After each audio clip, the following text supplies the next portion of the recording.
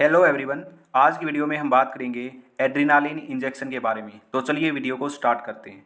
Adrenaline को हम epinephrine के नाम से जानते हैं, ये इसका दूसरा नाम होता है। एड्रीनालिन सारे के सारे सिंपैथेटिक रिसेप्टर्स को स्टिमुलेट कर देता है, जैसे अल्फा 1 को, अल्फा 2 को, बीटा 1 को, बीटा 2 को। ठीक है, एड्रीनालिन अल्फा 1 को स्टिमुलेट करता है तो इसको शॉक के अंदर यूज कर सकते हैं। शॉक के अंदर बीपी डाउन हो जाता है तो बीपी को ठीक करने के लिए एड्रीनालिन को यूज कर सकते हैं। ये बीटा 1 को भी स्टिमुलेट करता है तो इसका इस्तेमाल सीएचएफ में भी कर सकते हैं। सीएचएफ का मतलब होता है congestive heart failure. Adrenaline beta 2 को भी स्टिमुलेट करता है तो इसको हम अस्थमा के अंदर भी प्रयोग कर सकते हैं। अगर मैं प्रैक्टिकल बात करूं तो प्रैक्टिकली हम कहीं भी एड्रीनालिन का इस्तेमाल नहीं करते हैं। क्यों नहीं करते हैं, रीज़न सुनिएगा, बड़े ध्यान से सुनिएगा। जो ये एड्रीनालिन है ये हाईली एरिथमोजेनिक होता है। हाईली एरिथमोजेनिक का मतलब है कि ये एरिथमिया कोज करता है। अगर किसी पेशेंट को मान लिया अस्थमा है, उसको हमने एड्रीनालिन दिया तो वो जो पेशेंट है ना वो मर जाएगा। उसका अस्थमा तो ठीक हो जाएगा लेकिन वो एरिथमिया की वजह से मर जाएगा। इसलिए इसका इस्तेमाल इन सब में नहीं होता है। अब क्वेश्चन ये आता है, अगर इन सब में इसका इस्तेमाल नहीं होता है तो फिर एड्रीनालिन का इस्तेमाल होता क्या है। ध्यान से सुनिएगा। देखिए, एड्रीनालिन हाईली एरिथमोजेनिक है इसलिए इसके कुछ स्पेशल यूज हैं। क्या क्या यूज है इसके, ये स्पेशल यूज है। पहला तो इसका यूज है एनाफाइलेक्टिक शॉक के अंदर, दूसरा इसका यूज है कार्डियक अरेस्ट के अंदर। तो जब भी आपसे कोई क्वेश्चन पूछे कि एड्रीनालिन के यूज बताओ तो आपको बता देना है कि एनाफाइलेक्टिक शॉक में इसका इस्तेमाल किया जाता है और दूसरा कार्डियक अरेस्ट के अंदर इसका इस्तेमाल किया जाता है। अब थोड़ा सा डिटेल के अंदर समझ लेते हैं कि एनाफाइलेक्टिक शॉक में कैसे इस्तेमाल किया जाएगा, किस रूट से इसको देना है, कितना डोज देना है, कितना कॉन्सेंट्रेशन देना है, वो भी तो डिटेल हमको जाननी है। तो चलिए पहले बात करेंगे एनाफाइलेक्टिक शॉक की, फिर बात करेंगे कार्डियक अरेस्ट के बारे में। ध्यान से आपको समझना है और कॉपी में नोट करते जाना है। तो चलिए सबसे पहली कंडीशन एनाफाइलेक्टिक शॉक। एज्यूम कर लेते हैं कोई पेशेंट है एनाफाइलेक्टिक शॉक का। पहले तो आपको समझना पड़ेगा कि एनाफाइलेक्टिक शॉक का मतलब क्या होता है। देखिए, इसके अंदर दो वर्ड है, पहला है एनाफाइलेक्टिक, दूसरा है शॉक। शॉक का मतलब होता है अगर जिसको शॉक होता है ना उसमें क्या होता है, जो बीपी है ना वो कम हो जाता है। तो पहली तो कंडीशन होगी बीपी डाउन हो जाएगा। एनाफाइलेक्टिक का मतलब होता है सीवियर ब्रोंको कॉन्स्ट्रिक्शन, यानी कि सांस लेने में दिक्कत आएगी, जो ब्रोंकाई है वो कॉन्स्ट्रिक्ट कर जाएंगी। ठीक है, तो एनाफाइलेक्टिक शॉक जिस भी व्यक्ति को होगा उसमें दो दिक्कत होंगी। पहला तो बीपी कम होगा, दूसरा उसको सांस लेने में दिक्कत होगी। ठीक है, तो दो चीजें हो गई और इसका मतलब हमने समझ लिया एनाफाइलेक्टिक शॉक का। अब इसका ट्रीटमेंट क्या है, ट्रीटमेंट है कि इसको हम एड्रीनालिन इंजेक्शन देंगे। किस रूट से देंगे, आईएम रूट से देंगे। अब दूसरी बात जो आपको नोट करनी है कि कभी भी आईवी रूट से हम एड्रीनालिन नहीं देंगे। क्यों नहीं देंगे, अगर हमने आईवी रूट से एड्रीनालिन दिया तो जो आदमी है वो एर्दमिया होने की वजह से मर जाएगा। तो आईवी रूट से हम एड्रीनालिन नहीं देंगे, आईएम रूट से हम एड्रीनालिन देंगे एनाफाइलेक्टिक शॉक को ठीक करने के लिए। ठीक है, अब नेक्स्ट क्वेश्चन आता है किस कॉन्सेंट्रेशन में देंगे। तो इसकी जो कॉन्सेंट्रेशन प्रेफर की जाती है वो की जाती है 1:1000 रेशो के अंदर। यहाँ पर 1 का मतलब है 1 ग्राम एड्रीनालिन, 1000 का मतलब है 1000 ml सॉल्यूशन। तो 1000 ml सॉल्यूशन में 1 ग्राम एड्रीनालिन, तो इस कॉन्सेंट्रेशन के बेस पे, इस कॉन्सेंट्रेशन के अकॉर्डिंग हम एड्रीनालिन एनाफाइलेक्टिक शॉक के पेशेंट को आईएम रूट से देंगे। ठीक है, अब ये जो कॉन्सेंट्रेशन है ये बनी बनाई आती है इमरजेंसी ट्रे के अंदर। हम इस इंजेक्शन को डाइल्यूट नहीं करते हैं। ठीक है, पहले तो इस कंसंट्रेशन का मतलब समझ लेते हैं। देखिए, मैंने बताया कंसंट्रेशन होगी 1:1000 रेशो। 1 का मतलब है 1 ग्राम एड्रीनालिन, 1000 का मतलब है 1000 ml सॉल्यूशन। ठीक है, तो 1000 ml सॉल्यूशन में 1 ग्राम एड्रीनालिन। ठीक है, 1 ग्राम इक्वल होता है 1000 mg के। तो 1 ग्राम को मैंने लिख लिया 1000 mg और इसको लिख लिया 1000 ml। ओके, 1000 से 1000 कट गया, कॉन्सेंट्रेशन क्या आ गई 1 mg 1 ml, यानी कि 1 ml के अंदर कितना एड्रेनालिन है, 1 mg एड्रेनालिन है। तो ये कॉन्सेंट्रेशन रहेगी। ठीक है, और ये जो कॉन्सेंट्रेशन है ये बनी बनाई आती है, इस इंजेक्शन को हमको डाइल्यूट नहीं करना पड़ता है। ये इंपॉर्टेंट पॉइंट है, बार बार बोल रहा हूँ मैं कि जो कॉन्सेंट्रेशन है ये बनी बनाई आती है इमरजेंसी ट्रे के अंदर, इंजेक्शन के अंदर, इसको हमको डाइल्यूट नहीं करना होता है। सिंपल सी बात है, बिल्कुल। ठीक है, तो देखिए एज्यूम करो क्या है, एनाफाइलेक्टिक शॉक का पेशेंट है।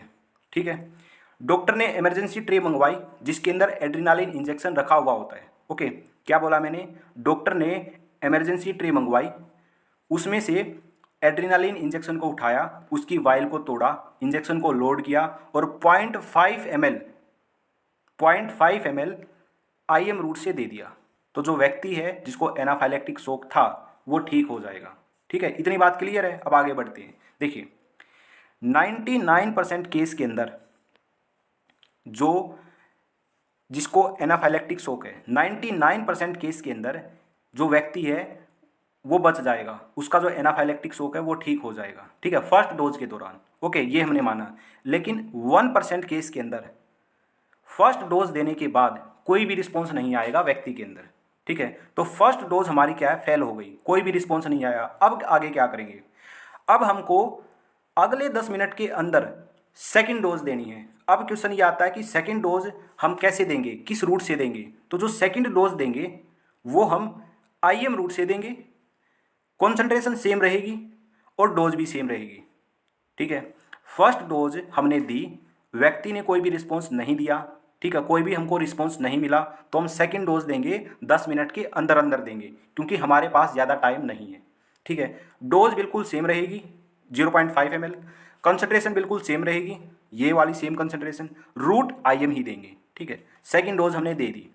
अब सेकेंड डोज ने भी काम नहीं किया, उसके बाद क्या करेंगे, फर्स्ट डोज ने काम नहीं किया तो हमने सेकंड दी। अब सेकंड डोज ने काम नहीं किया तो अब क्या करेंगे, अब ध्यान से देखिए क्या करेंगे। अगर सेकंड डोज ने काम नहीं किया तो अब हम ये जो डोज है ये रिपीट नहीं करेंगे, इसके बाद हम IV रूट से एड्रेनालिन देंगे।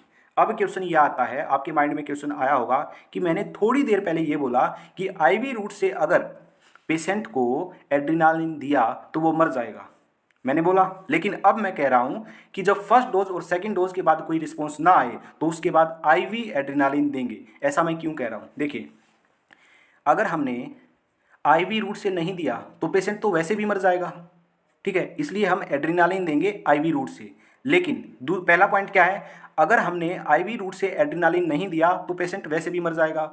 दूसरा पॉइंट, अगर हमने इस कंसंट्रेशन में 1:1000 रेशो, इस कंसंट्रेशन में अगर हमने एड्रेनालिन दिया तो भी आदमी मर जाएगा।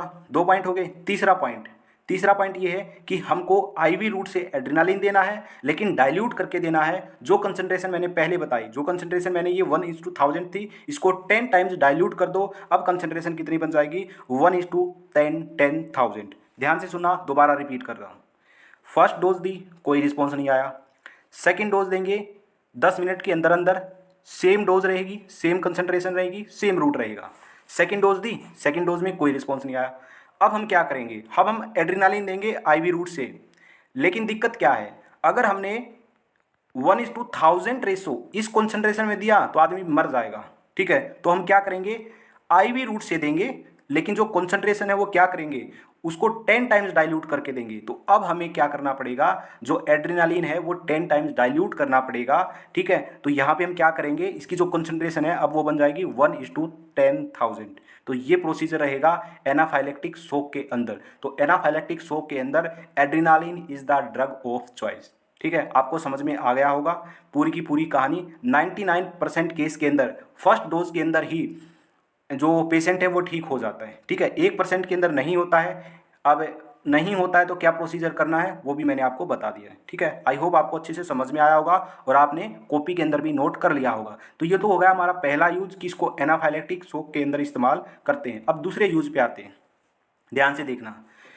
दूसरा यूज है कार्डियक अरेस्ट। इसको हम कार्डियक अरेस्ट के अंदर भी इस्तेमाल करते हैं, किसको, एड्रेनालिन को।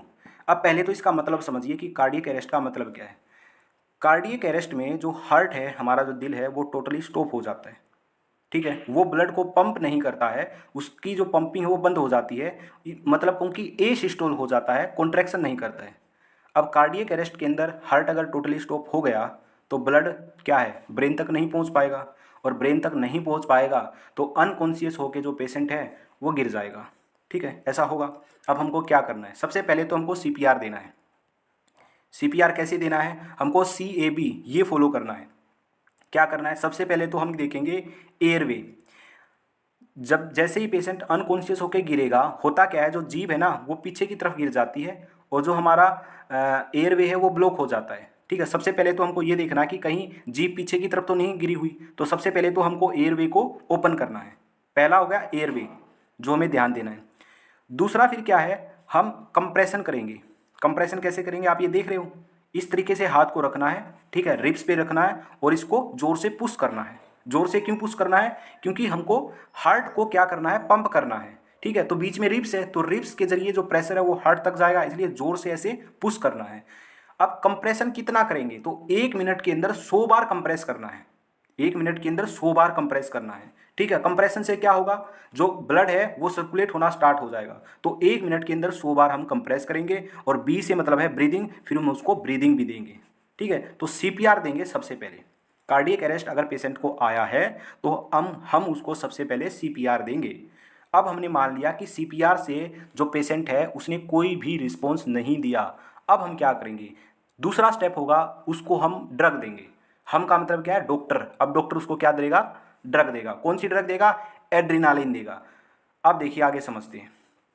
एड्रीनालिन ड्रग, अगर सीपीआर काम नहीं किया, सीपीआर देने से कोई भी रिस्पॉन्स नहीं आया, तो दूसरा स्टेप क्या होगा? डॉक्टर के द्वारा एड्रीनालिन दिया जाएगा। और किस रूट से दिया जाएगा? आईवी रूट से दिया जाएगा।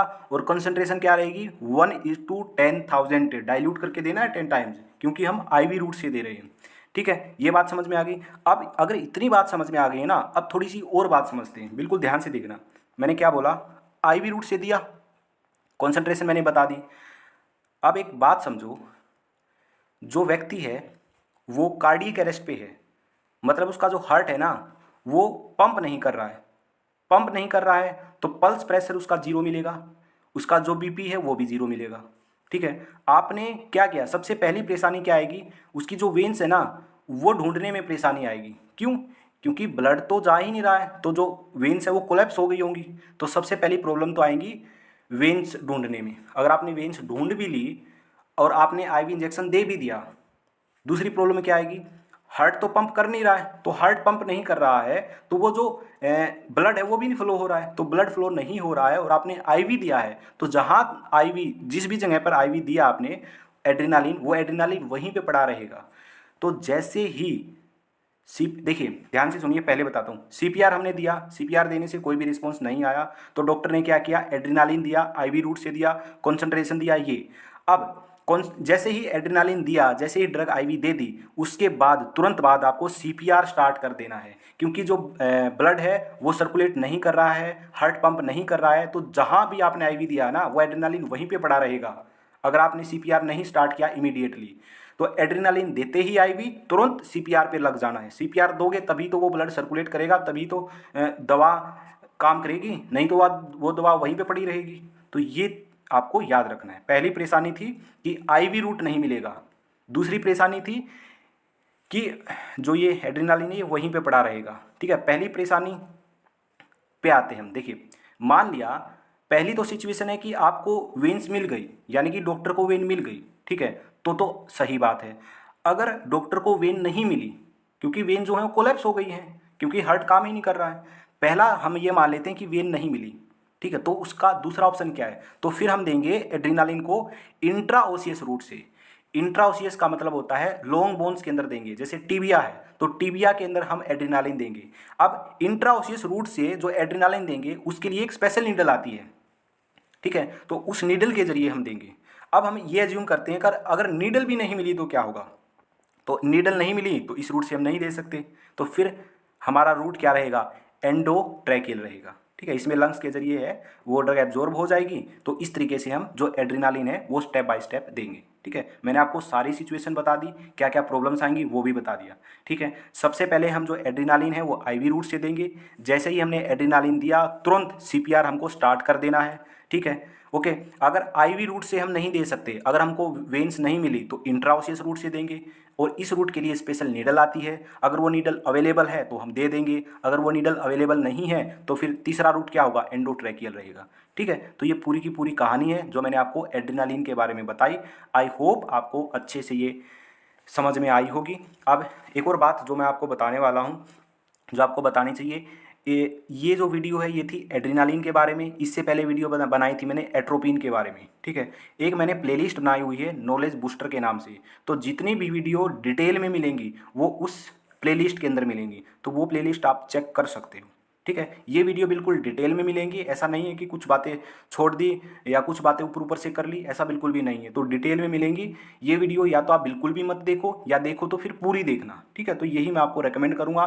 और एक और बात आपको रेकमेंड करूँगा कि आप कॉपी पेन लेके बैठना और अच्छे से इसको लिखना जो भी मैं बोल रहा हूँ, ठीक है। और फिर आप किसी भी बुक में से पढ़ना तो आपको अच्छे से जो कॉन्सेप्ट है ये क्लियर हो जाएगा। एग्जाम्स के अंदर अगर एड्रीनालिन से कोई भी क्वेश्चन, मान या 10 क्वेश्चन आते हैं, 10 में से 9 क्वेश्चन आपके जो हैं वो आसानी से हो जाएंगे अगर आपने ध्यान से समझा है तो आज की वीडियो में इतना ही। तो मिलते हैं नेक्स्ट वीडियो के अंदर, और कमेंट करके ज़रूर बताना कि आपको वीडियो कैसी लगी, आपको ये सब समझ आया या फिर नहीं आया, ठीक है। तो चलिए मिलते हैं नेक्स्ट वीडियो के अंदर।